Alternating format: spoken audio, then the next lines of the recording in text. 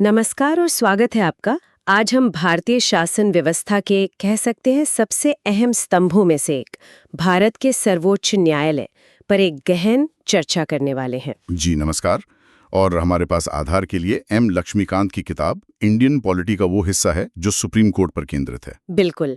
और हमारा इरादा है कि हम इस महत्वपूर्ण संस्था की जो बनावट है, जजों की नियुक्ति की प्रक्रिया है, फिर इसकी जो इतनी सारी शक्तियां हैं और संविधान में इसकी क्या भूमिका है, इन सब पर विस्तार से बात करें। हाँ, और देखिए शुरू में ही ये जानना बड़ा दिलचस्प है कि भारत का जो जुडिशियल सिस्टम है वो अमेरिका से काफी अलग है। अच्छा, किस तरह से? देखिए अमेरिका में केंद्र के लिए अलग कानून, राज्यों के लिए अलग कानून और उनके लिए अलग अलग कोर्ट्स की व्यवस्था है। डबल सिस्टम है वहाँ। ओके।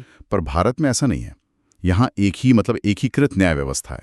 इसमें सबसे ऊपर सुप्रीम कोर्ट, फिर उसके नीचे राज्यों में हाई कोर्ट और फिर उनके नीचे बाकी अधीनस्थ अदालतें। ये तो है। और यही एकल व्यवस्था केंद्रीय कानूनों को भी लागू करती है और राज्य के कानूनों को भी। सही कहा। और इसी सुप्रीम कोर्ट का जो हम आज जानते हैं, इसका औपचारिक उद्घाटन हुआ था 28 जनवरी 1950 को। जी। इसने जो आज़ादी से पहले का फेडरल कोर्ट ऑफ इंडिया था, उसकी जगह ली। और एक और बड़ी बात हुई। हाँ, वो प्रिवी काउंसिल वाली बात। बिल्कुल। पहले जो सबसे बड़ी अपील की अदालत लंदन में ब्रिटिश प्रिवी काउंसिल होती थी, उसकी जगह भी सुप्रीम कोर्ट ने ले ली। तो इसका मतलब हुआ कि इसका अधिकार क्षेत्र काफी बढ़ गया। सही कहा। और संविधान में देखें तो भाग वी में अनुच्छेद 124 से लेकर 147 तक सुप्रीम कोर्ट के संगठन, उसकी स्वतंत्रता, अधिकार क्षेत्र, शक्तियां, प्रक्रियाएं, इन सब का जिक्र है। और संसद को ये अधिकार दिया गया है कि वो इन्हें रेगुलेट कर सकती है जरूरत के हिसाब से। चलिए, तो फिर अब जरा इसके गठन पर आते हैं। ये कोर्ट बनता कैसे है, इसमें जज नियुक्त कैसे होते हैं? आजकल हम सुनते हैं 34 जज हैं। जी बिल्कुल। आज की तारीख में सुप्रीम कोर्ट में 34 न्यायाधीश हैं। एक भारत के मुख्य न्यायाधीश यानी सीजेआई और 33 अन्य न्यायाधीश। पर ये संख्या हमेशा से इतनी नहीं थी। नहीं, बिल्कुल नहीं। जब 1950 में शुरुआत हुई थी तब तो सिर्फ 8 जज थे, एक चीफ जस्टिस और 7 अन्य जज। सिर्फ 8? हाँ, सिर्फ 8।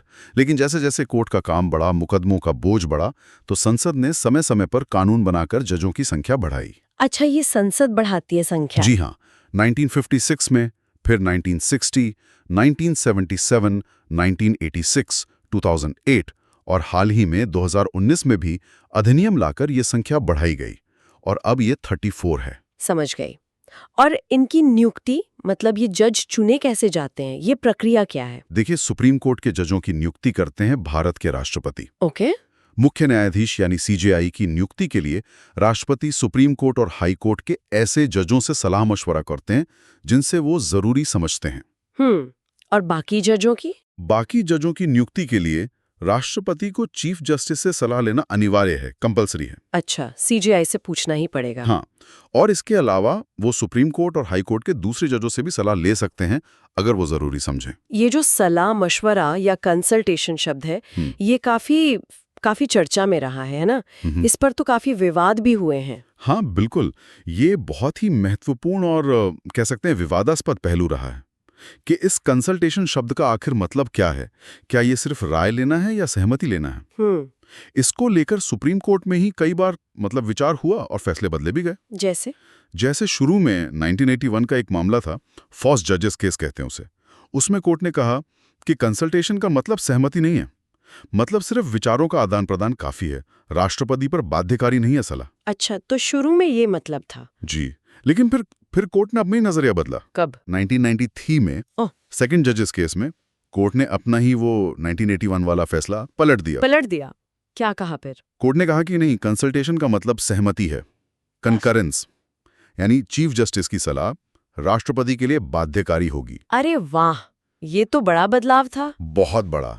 और साथ में कोर्ट ने यह भी जोड़ा कि चीफ जस्टिस ये सलाह अकेले नहीं देंगे, उन्हें अपने दो सबसे सीनियर साथी जजों से मशवरा करने के बाद ही ये सलाह देनी होगी। अच्छा, तो टीम वर्क शुरू हुआ यहाँ से। एक तरह से हाँ। और फिर मामला और आगे बढ़ा।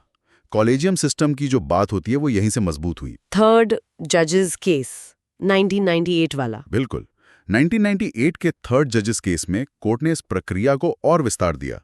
कहा कि ये जो सलाह मशवरा है ये बहुमत जजों का होना चाहिए, कंसल्टेशन ऑफ प्लूरैलिटी जजेस। इसका क्या मतलब हुआ? से सीनियर जजों के एक समूह से सलाह करनी होगी।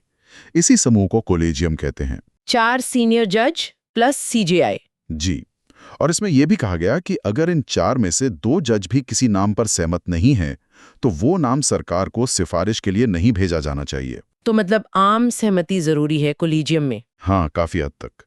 तो जो आज की व्यवस्था है वो यही कोलेजियम प्रणाली है। लेकिन इसी कोलेजियम प्रणाली को बदलने की भी तो कोशिश हुई थी, वो एनजेएसी वाला मामला।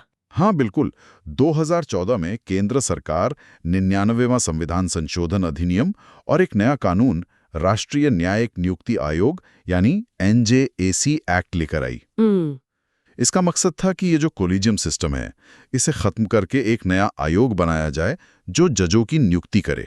इस एनजेएसी में न्यायपालिका के लोग भी थे, कार्यपालिका यानी सरकार के प्रतिनिधि भी, और कुछ बाहरी सदस्य भी शामिल होने थे। तो ये लागू क्यों नहीं हुआ फिर? क्योंकि 2015 में एक और केस आया जिसे 4th जजेस केस कहते हैं। उसमें सुप्रीम कोर्ट ने इस 99वें संशोधन और एनजेएसी एक्ट दोनों को ही असंवैधानिक और शून्य घोषित कर दिया, रद्द कर दिया। अरे, मतलब संसद का बनाया कानून और संविधान संशोधन जी दोनों रद्द? जी हाँ। और कोर्ट ने इसका कारण क्या बताया, क्यों रद्द किया? कोर्ट का जो मुख्य तर्क था वो ये था कि एनजेएसी न्यायपालिका की स्वतंत्रता में दखलंदाजी करेगा और न्यायपालिका की स्वतंत्रता उनके अनुसार संविधान के मूल ढांचे का, बेसिक स्ट्रक्चर का हिस्सा है जिसे बदला नहीं जा सकता। अच्छा जी, तो स्वतंत्रता का हवाला दिया। जी, और इस फैसले के बाद वो जो पुरानी कोलेजियम प्रणाली थी वही फिर से लागू हो गई। तो ये जो पूरा घटनाक्रम है ये दिखाता है कि कैसे न्यायपालिका ने अपनी स्वतंत्रता को बचाने के लिए कार्यपालिका और विधायिका के प्रयासों का प्रतिरोध किया है, लेकिन साथ ही इसने नियुक्ति प्रक्रिया में पारदर्शिता और जवाबदेही को लेकर गंभीर सवाल भी जरूर खड़े किया। हाँ, ये बहस तो चलती ही रहती है। अच्छा, चीफ जस्टिस की नियुक्ति पर वापस आते हैं। आपने कहा राष्ट्रपति नियुक्त करते हैं सलाह से। क्या हमेशा सबसे सीनियर जज ही चीफ जस्टिस बनते? देखिए, ज्यादातर तो यही परंपरा रही है। 1950 से लेकर 1973 तक तो ऐसा ही हुआ कि जो सबसे सीनियर जज थे वही सीजेआई बने। लेकिन 1973 में कुछ हुआ था। हाँ, 1973 में तत्कालीन सरकार ने जस्टिस एएन रे को 3 सीनियर जजों को नजरअंदाज करके सीजेआई बना दिया था। और फिर 1977 में भी जस्टिस एमयू बेग को उस समय के जो सबसे सीनियर जज थे उनको नजरअंदाज करके सीजेआई बनाया गया। तो परंपरा तोड़ी गई थी। जी, और ये काफी विवादास्पद नियुक्तियां मानी जाती हैं। इसने काफी बहस छेड़ी थी। तो अब क्या स्थिति है? क्या वो परंपरा वापस आ गई है? हाँ, वो जो हमने 1993 के सेकंड जजेस केस की बात की थी जी, उसी केस में सुप्रीम कोर्ट ने ये व्यवस्था भी दी कि सुप्रीम कोर्ट के सबसे सीनियर जज को ही भारत का चीफ जस्टिस नियुक्त किया जाना चाहिए। अच्छा, कोर्ट ने ये तय कर दिया। जी, और तब से आमतौर पर इसी परंपरा का पालन हो रहा है। ठीक है, ये तो हुई नियुक्ति की बात। अब आगे बढ़ते हैं और देखते हैं कि सुप्रीम कोर्ट का जज बनने के लिए योग्यताएं क्या चाहिए, उनका कार्यकाल कितना होता है, और सबसे जरूरी, इस कोर्ट की स्वतंत्रता, इंडिपेंडेंस कैसे सुनिश्चित की जाती है। जी, योग्यता की बात करें तो संविधान के अनुसार सुप्रीम कोर्ट का जज बनने के लिए व्यक्ति को सबसे पहले तो भारत का नागरिक होना चाहिए। ये तो स्वाभाविक है। हाँ, इसके साथ 3 में से कोई एक शर्त पूरी होनी चाहिए। 3 में से एक कौन सी? पहली, या तो वो कम से कम 5 साल तक किसी हाई कोर्ट में या फिर एक के बाद एक हाई कोर्ट में जज रहा हो। 5 साल जज। या दूसरी शर्त, वो कम से कम 10 साल तक किसी हाई कोर्ट में या एक के बाद एक हाई कोर्ट में वकील रहा हो, एडवोकेट। 10 साल वकालत। ओके, और तीसरी? तीसरी थोड़ी अलग है।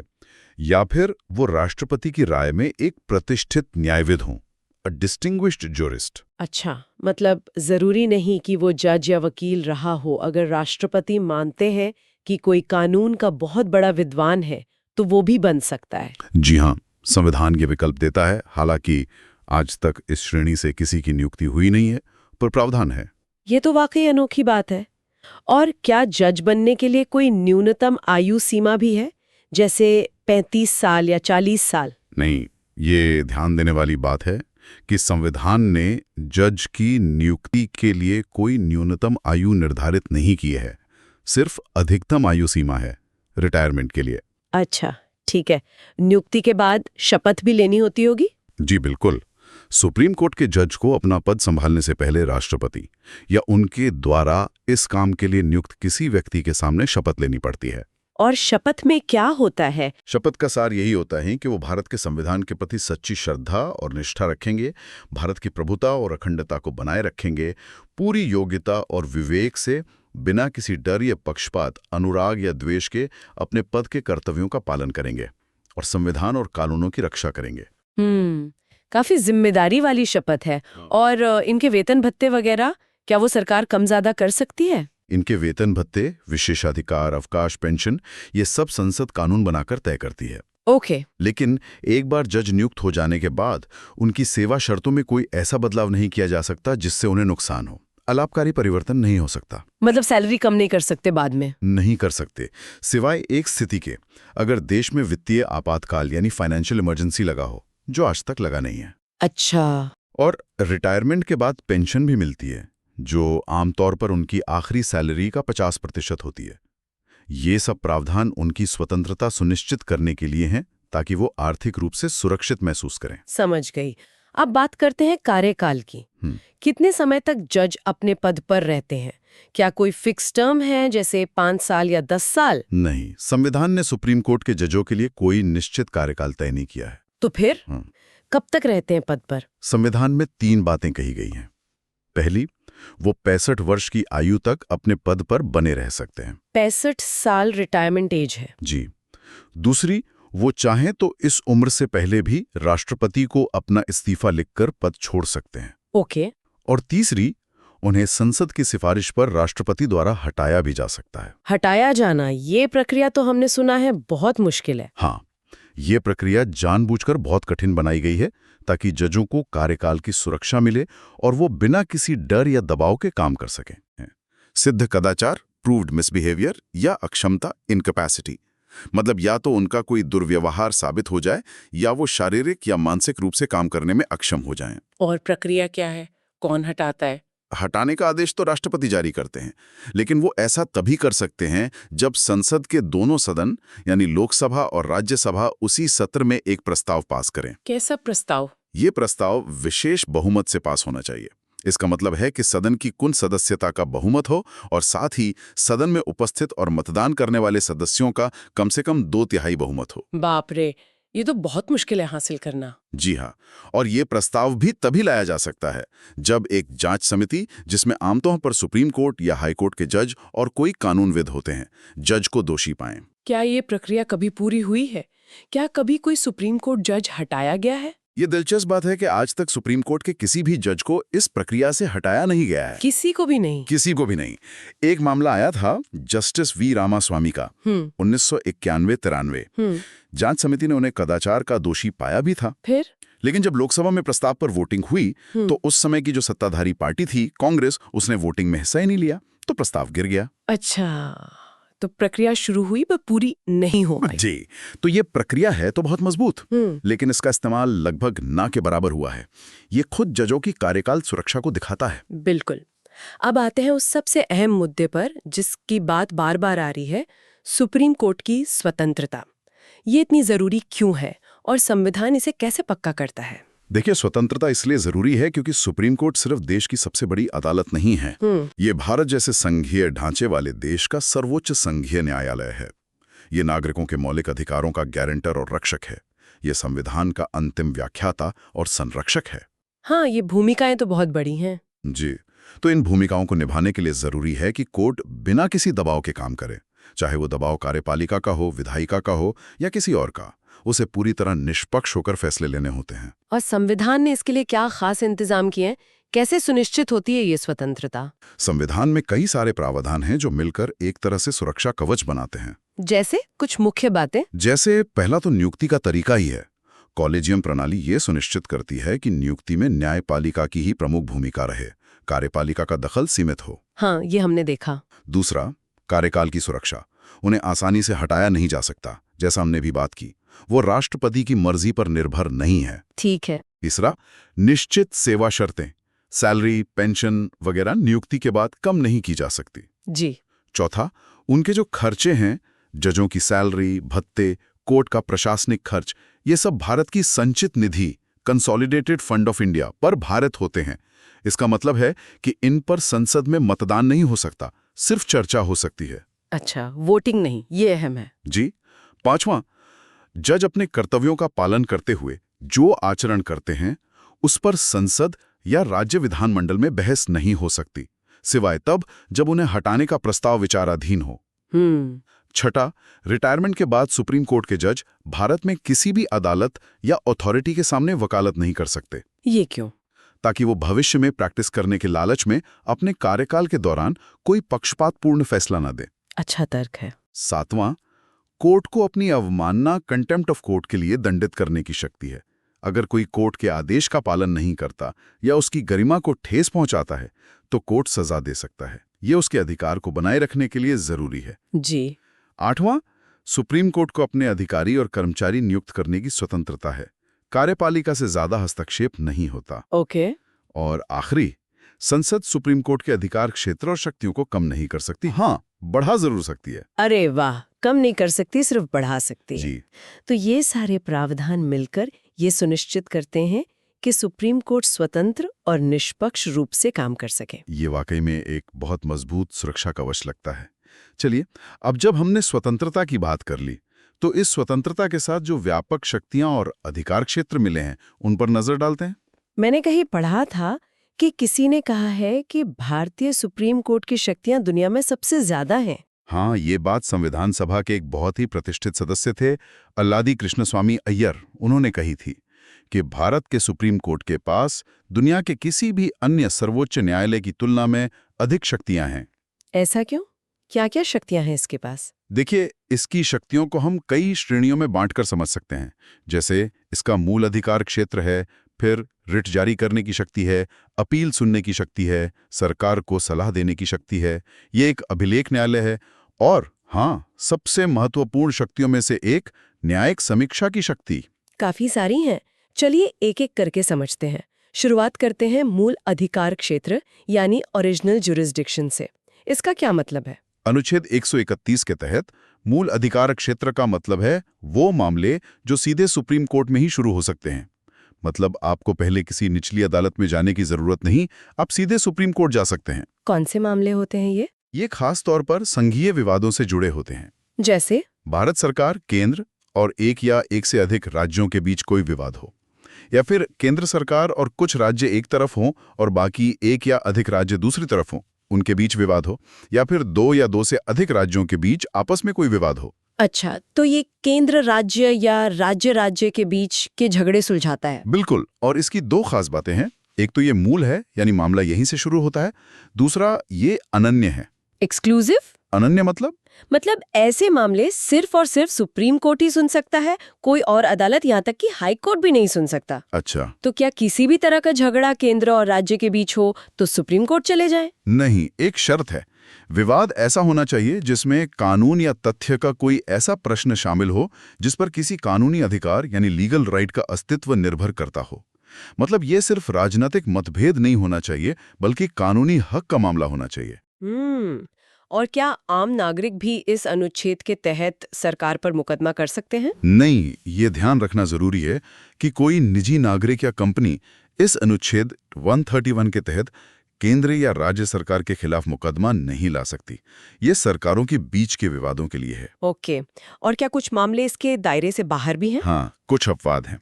जैसे संविधान लागू होने से पहले की गई कोई संधि या समझौता है, उससे जुड़े विवाद इसमें नहीं आते। या अंतर्राज्यीय जल विवाद हैं, उनके लिए अलग ट्रिब्यूनल की व्यवस्था है। वित्त आयोग से जुड़े कुछ मामले भी बाहर हैं। समझ गई। अब अगला क्षेत्राधिकार, रिट क्षेत्राधिकार, रिट जुरिस्डिक्शन। ये तो मौलिक अधिकारों से जुड़ा है ना? बिल्कुल सही। अनुच्छेद 32 सुप्रीम कोर्ट को मौलिक अधिकारों का रक्षक और गारंटर बनाता है। गारंटर कैसे? ऐसे कि अगर किसी भी नागरिक के मौलिक अधिकारों का सरकार या किसी और अथॉरिटी द्वारा हनन होता है तो वो व्यक्ति सीधे सुप्रीम कोर्ट का दरवाजा खटखटा सकता है। सीधे सुप्रीम कोर्ट, हाई कोर्ट नहीं है? सीधे सुप्रीम कोर्ट भी जा सकता है, ये उसका मौलिक अधिकार है। और सुप्रीम कोर्ट इन अधिकारों को लागू करवाने के लिए निर्देश या आदेश या रिट जारी कर सकता है। ये रिट क्या होती हैं? ये खास तरह के अदालती आदेश होते हैं। 5 मुख्य रिट हैं। बंदी प्रत्यक्षीकरण, हेबियस कॉर्पस, गैर कानूनी हिरासत से रिहाई के लिए। परमादेश, मैंडमस, किसी सरकारी अधिकारी को उसका काम करने का आदेश देने के लिए। प्रतिषेध, प्रोहिबिशन, निचली अदालत को उसके अधिकार क्षेत्र से बाहर जाने से रोकने के लिए। अधिकार पृच्छा, क्वा वारंटो, किसी व्यक्ति से पूछने के लिए कि वो किस अधिकार से कोई सार्वजनिक पद धारण किए हुए है। और उत्प्रेषण, सर्चिरोरी, निचली अदालत से केस को ऊपर मंगाकर उसकी जांच करने या फैसले को रद्द करने के लिए। अच्छा, ये 5 तरह की रिट है। हम्म। तो ये क्षेत्राधिकार भी मूल हुआ, क्योंकि नागरिक सीधे सुप्रीम कोर्ट जा सकता है। हाँ, ये मूल क्षेत्राधिकार तो है, पर ये अनन्य नहीं है। अनन्य क्यों नहीं? क्योंकि यही रिट जारी करने की शक्ति अनुच्छेद 226 के तहत हाईकोर्ट्स को भी मिली हुई है। तो नागरिक चाहे तो पहले हाईकोर्ट भी जा सकता है। अच्छा दोनों जगह जा सकते हैं। जी। बल्कि एक मजे की बात यह है कि रिट जारी करने के मामले में हाईकोर्ट का क्षेत्राधिकार सुप्रीम कोर्ट से भी ज्यादा व्यापक है। वो कैसे? क्योंकि सुप्रीम कोर्ट अनुच्छेद 32 के तहत रिट सिर्फ मौलिक अधिकारों के हनन के मामले में ही जारी कर सकता है, जब तक संसद कानून बनाकर उसकी शक्ति ना बढ़ाए। जबकि हाई कोर्ट अनुच्छेद 226 के तहत मौलिक अधिकारों के साथ साथ किसी अन्य उद्देश्य फॉर एनी अदर पर्पस के लिए भी रिट जारी कर सकते हैं। मतलब किसी सामान्य कानूनी अधिकार के हनन पर भी हाईकोर्ट रिट जारी कर सकता है। ये तो बहुत महत्वपूर्ण अंतर है। हाईकोर्ट का दायरा ज्यादा बड़ा है इस मामले में। जी, रिट के मामले में है। ठीक है, अब बात करते हैं सुप्रीम कोर्ट के शायद सबसे ज्यादा इस्तेमाल होने वाले काम की, अपीलीय क्षेत्राधिकार, एपेलेट जुरिस्डिक्शन। हाँ, निश्चित रूप से सुप्रीम कोर्ट मुख्य रूप से एक अपीलीय अदालत ही है। ज्यादातर मामले निचली अदालतों, खासकर हाई कोर्ट्स के फैसलों के खिलाफ अपील के रूप में ही यहां आते हैं। किस किस तरह की अपीलें सुनी जाती हैं?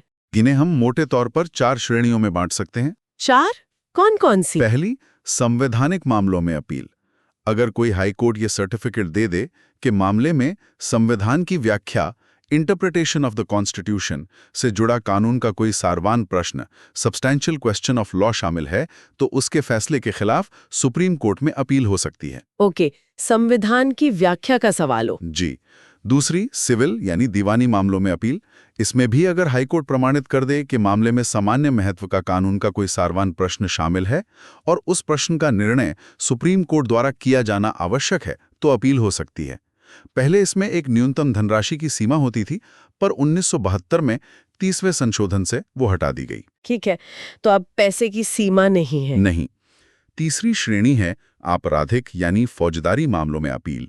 इसमें अपील के कई आधार हैं, जैसे अगर हाईकोर्ट ने किसी व्यक्ति को बरी करने के निचली अदालत के फैसले को पलटकर उसे मौत की सजा दे दी हो, या अगर हाईकोर्ट ने किसी मामले को निचली अदालत से अपने पास मंगाकर सुनवाई की हो और अभियुक्त को मौत की सजा दे दी हो, या फिर अगर हाईकोर्ट खुद यह प्रमाणित कर दे कि मामला सुप्रीम कोर्ट में अपील किए जाने योग्य है। 1970 में संसद ने इस दायरे को और बढ़ाया था। अब अगर हाईकोर्ट ने बरी करने के फैसले को पलटकर उम्र कैद या 10 साल या उससे ज्यादा की सजा दी हो, तो भी अपील हो सकती है। अच्छा, दायरा बढ़ाया गया है। ये 3 हो गई। चौथी कौन सी है? चौथी थोड़ी अलग है और बहुत खास है। इसे कहते हैं विशेष अनुमति याचिका, स्पेशल लीव पिटिशन, SLP। यह अनुच्छेद 136 के तहत आती है। विशेष अनुमति, स्पेशल लीव, ये क्या है? ये सुप्रीम कोर्ट की एक असाधारण और विवेकाधीन शक्ति है।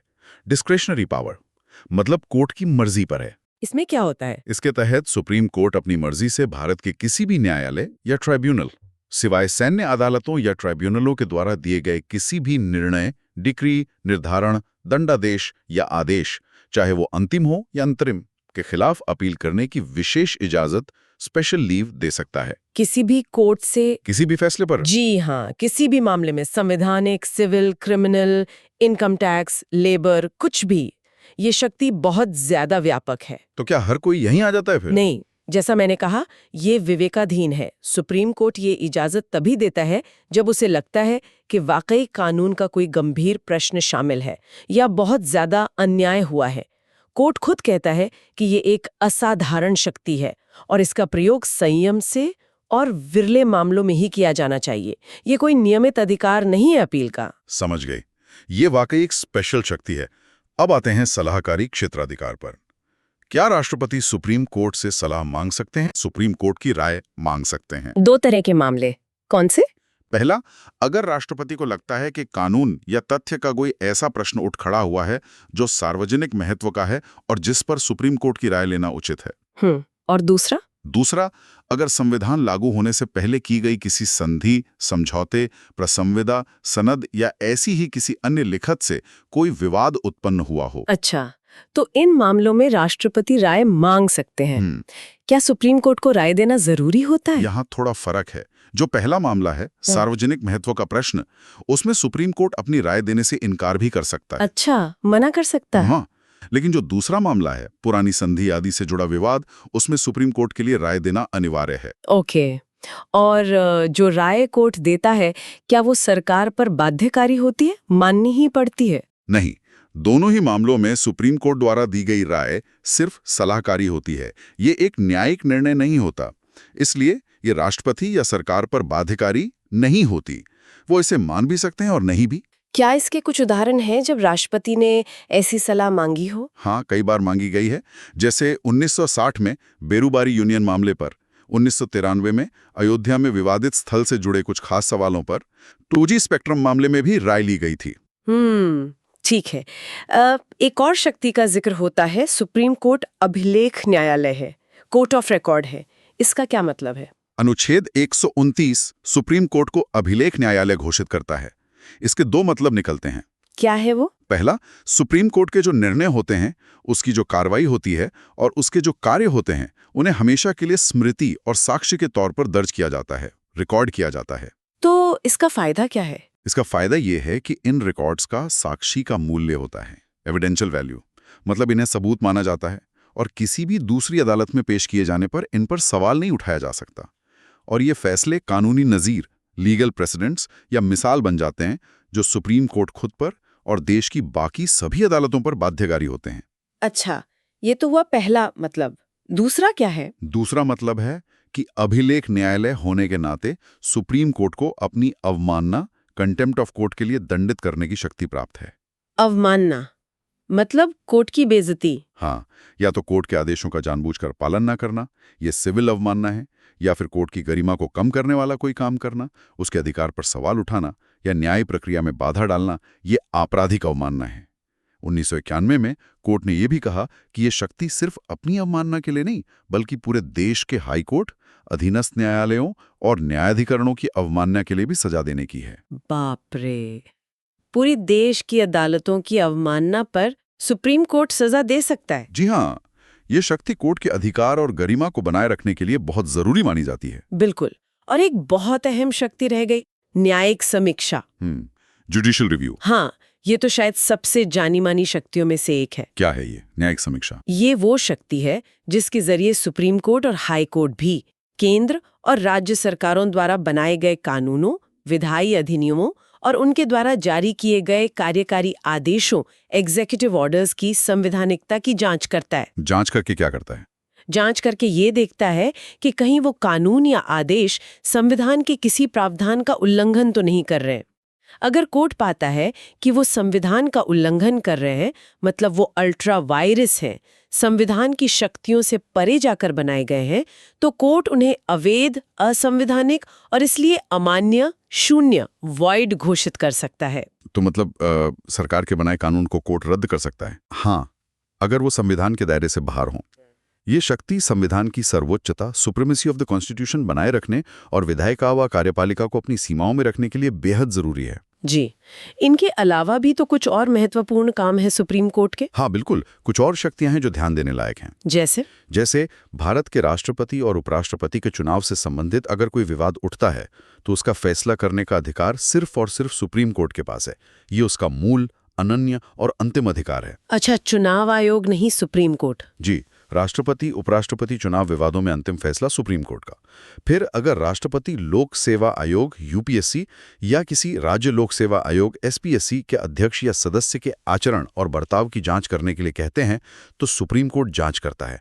और इस मामले में सुप्रीम कोर्ट जो सलाह देता है वो राष्ट्रपति पर बाध्यकारी होती है। अच्छा, ये वाली सलाह बाध्यकारी है? हाँ, इस मामले में है।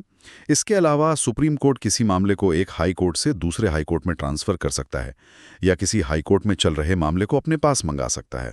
ओके। और अनुच्छेद 141 तो बहुत महत्वपूर्ण है। वो कहता है कि सुप्रीम कोर्ट द्वारा घोषित कानून भारत के राज्य क्षेत्र के भीतर सभी न्यायालयों पर आबद्ध कर होगा। मतलब सुप्रीम कोर्ट का फैसला देश का कानून बन जाता है। हाँ, ये तो बहुत बड़ी शक्ति है। जी, और भी कई चीजें हैं, जैसे वो सभी अदालतों और न्यायाधिकरणों का अधीक्षण सुपरिंटेंडेंस करता है। चलिए, ये तो हुई भारतीय सुप्रीम कोर्ट की बात। अब आखिर में अगर हम भारतीय और अमेरिकी सुप्रीम कोर्ट की थोड़ी तुलना करें तो मुख्य अंतर क्या नजर आते हैं? हाँ, ये तुलना भी काफी रोचक है। जैसा हमने शुरू में ही कहा था, सबसे बड़ा अंतर तो न्याय व्यवस्था के ढांचे का है। भारत में एकीकृत इंटीग्रेटेड व्यवस्था है, जबकि अमेरिका में दोहरी सेपरेट व्यवस्था है। फेडरल कोर्ट्स अलग, स्टेट कोर्ट्स अलग। जी। और शक्तियों में? शक्तियों में देखें तो भारत की सुप्रीम कोर्ट का जो अपीलीय क्षेत्राधिकार है वो बहुत व्यापक है। संवैधानिक, सिविल, क्रिमिनल, हर तरह के मामले आते हैं। अमेरिकी सुप्रीम कोर्ट का अपीलीय क्षेत्राधिकार मुख्य रूप से संवैधानिक मामलों तक सीमित है। अच्छा। फिर भारत की सुप्रीम कोर्ट के पास सलाहकारी क्षेत्राधिकार है, अनुच्छेद 143, जो अमेरिकी सुप्रीम कोर्ट के पास नहीं है। वो सरकार को सलाह नहीं देता। और न्यायिक समीक्षा के बारे में क्या? किसकी शक्ति ज्यादा है? देखिए, न्यायिक समीक्षा की शक्ति दोनों के पास है, लेकिन अमेरिका में इसका दायरा थोड़ा ज्यादा व्यापक माना जाता है। क्यों? इसका एक बड़ा कारण है कि अमेरिका में कानून की उचित प्रक्रिया, ड्यू प्रोसेस ऑफ लॉ का सिद्धांत लागू होता है, जबकि भारत में मुख्यतः कानून द्वारा स्थापित प्रक्रिया, प्रोसीजर एस्टैब्लिश्ड बाय लॉ का सिद्धांत है। इन दोनों में क्या फर्क है? कानून द्वारा स्थापित प्रक्रिया मुख्य रूप से ये देखती है कि क्या कानून बनाने में सही प्रक्रिया का पालन हुआ है, जबकि कानून की उचित प्रक्रिया ये भी देखती है कि क्या कानून अपने आप में निष्पक्ष, न्यायपूर्ण और तर्कसंगत है या नहीं। तो अमेरिकी कोर्ट कानून की अच्छाई बुराई में ज्यादा गहराई तक जा सकता है। ये बारीक पर अहम फर्क है। जी। और एक अंतर ये भी है कि भारत में संसद कानून बनाकर सुप्रीम कोर्ट का अधिकार, क्षेत्र और शक्तियां बढ़ा सकती है, जबकि अमेरिका में सुप्रीम कोर्ट का क्षेत्राधिकार संविधान द्वारा ही काफी सख्ती से परिभाषित और सीमित है। ठीक है, तो ये कुछ मुख्य अंतर हुए। तो इस पूरी चर्चा का अगर हम सार निकालना चाहें तो मुख्य बातें क्या रही, क्या टेकअवेज हैं? मेरे ख्याल से कुछ मुख्य बातें जो उभर कर आती हैं वो हैं, पहली, भारत की जो ये अनूठी एकीकृत न्याय व्यवस्था है और उसमें सुप्रीम कोर्ट का जो शिखर स्थान है वो बहुत महत्वपूर्ण है। दूसरी, जजों की नियुक्ति की प्रक्रिया, उसका कैसे विकास हुआ, खासकर ये कॉलेजियम प्रणाली का बनना, और उससे जुड़ा जो स्वतंत्रता बनाम जवाबदेही वाले सवाल हैं वो बहुत अहम है। हाँ, वो एनजीसी वाली बहस भी। जी। तीसरी, सुप्रीम कोर्ट का जो बेहद व्यापक अधिकार क्षेत्र और शक्तियां हैं, चाहे वो अपील सुनने की हो, रिट जारी करने की, सलाह देने की या न्यायिक समीक्षा की, ये इसे वाकई दुनिया के सबसे शक्तिशाली कोर्ट्स में से एक बनाती हैं। बिल्कुल। चौथी, संविधान के संरक्षक और मौलिक अधिकारों के रक्षक के रूप में इसकी जो केंद्रीय भूमिका है वो लोकतंत्र के लिए बहुत जरूरी है। और पांचवी, वो सारे संवैधानिक इंतजाम जो इसकी स्वतंत्रता को सुनिश्चित करने के लिए किए गए हैं। हाँ, ये सारे बिंदु मिलकर सुप्रीम कोर्ट की एक पूरी तस्वीर बनाते हैं। वाकई ये एक असाधारण संस्था है जिसके कंधों पर बहुत बड़ी जिम्मेदारियां हैं। हाँ बिल्कुल, और शायद श्रोताओं के लिए हम एक विचारणीय प्रश्न भी छोड़ सकते हैं जो हमारी चर्चा और स्रोत सामग्री से ही उपजा है। जरूर। क्या सवाल है? सवाल ये कि जिस तरह से न्यायाधीशों की नियुक्ति की प्रक्रिया विकसित हुई है, खासकर कॉलेजियम प्रणाली की स्थापना, फिर उसे एनजेएसी से बदलने की कोशिश और उस पर हुआ पूरा विवाद, ये न्यायिक स्वतंत्रता और न्यायिक जवाबदेही, जुडिशियल अकाउंटेबिलिटी के बीच जो एक नाजुक संतुलन होना चाहिए, उसके बारे में क्या गहरे सवाल उठाता है। क्या जो मौजूदा व्यवस्था है वो इस संतुलन को सही तरह से साध पाती है? सोचने के लिए एक बहुत जरूरी सवाल है ये। खैर, इस बेहद जानकारी भरी और गहन चर्चा में शामिल होने के लिए आपका बहुत बहुत धन्यवाद। धन्यवाद। अगली बार फिर मिलेंगे एक नए विषय के साथ और उसकी भी इसी तरह गहराइयों में उतरने की कोशिश करेंगे। नमस्कार।